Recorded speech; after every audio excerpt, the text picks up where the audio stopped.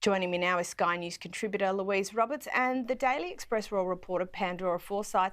Pandora, so much to unpack here, plenty of parallels that are just a little too difficult to ignore. Yeah, so much to unpack here. And you're right, Caroline. I mean, when you first started off and you said that the Brits, essentially, this is the publicly chosen royal family, the Beckhams. We've known Brooklyn since he was growing up, since he was a little baby, when Victoria was in the Spice Girls, David was at the top of his game playing for England. I mean, really, when there is a story about them, they are the front page of every newspaper here. So to give that a bit of context. And then, of course, David is now a patron with the King in a couple of his different ventures. Victoria is regularly seen and being invited to Buckingham Palace for various different ventures that the Queen is doing, one being about domestic violence. So there is plenty going on and ties in between the royals.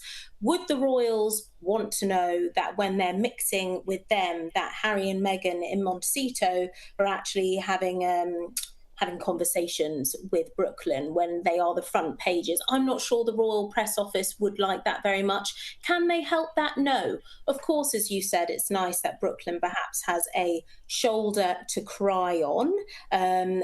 Exactly that. However, what I would say here is Harry and Meghan are treading into dangerous territory because they don't want to seem like they're getting in the way of royal day-to-day business. Now, in the grand scheme of things, there are plenty of other things to be talking about, but the reason why this has hit the papers so much is that parallels, as you said. Obviously, Harry has had very public rifts with the royal family. It was only a couple of weeks ago where he did that tell-all interview, which we did speak about. And then this has happened now off the back of it. Sources are saying that this is a complete coincidence, but is it that much of a coincidence? I mean, I'll let the viewers kind of have their say on that one.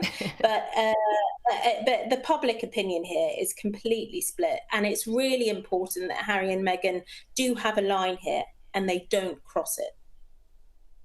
Yeah, I think that's a very fair observation. And Louise, how is something like this managed going forward? Because it feels like this is the second genie that is just going to be impossible to put back in the bottle.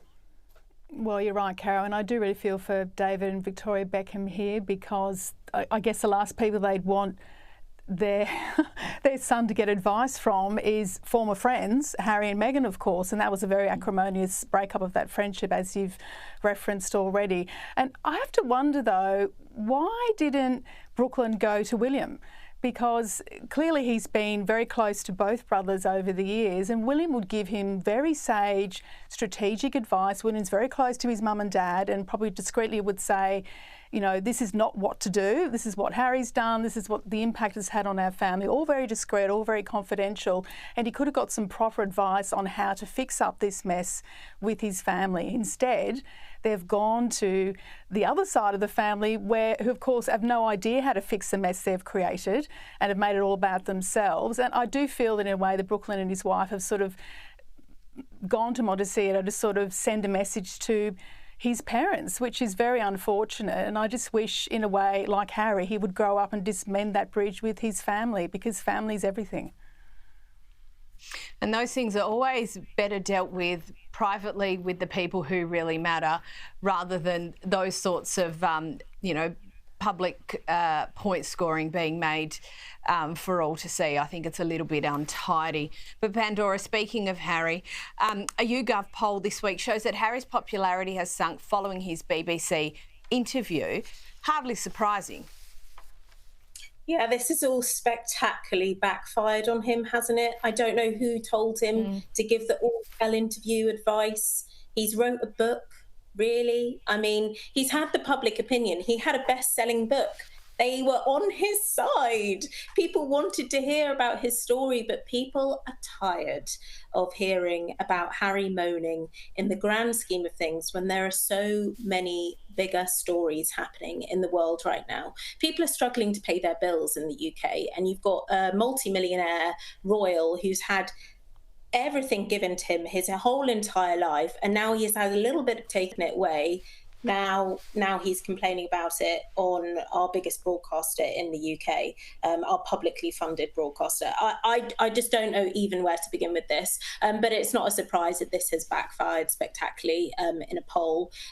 Will he hear about the poll? I'm told that the PR team with Harry and Meghan do hold back some bits of press. So, and we know his opinion on press. So whether he's actually going to listen to this poll or not, I've got no idea. But I think perhaps it's time for him to actually start realising that there are better and bigger stories going on in the world right now, which aren't revolving around Prince Harry's security when he does come to the UK. And on that note, he still does get security. He just needs to put in a 28-day to 30-day notice and give reason, and then they will give him some sort of security. But he's saying obviously that holds him back from bringing his wife and his children to the UK as well, which I can completely understand and do get that. But that's why it has gone through all the legal processes it has done. I guess now it's on the government to intervene if needed. We know that he's written a letter to Yvette Cooper, the Home Secretary in the UK, so we're just going to have to wait, and maybe that will swing the polls again. But right now, it's not looking good for Harry, for the UK public opinion.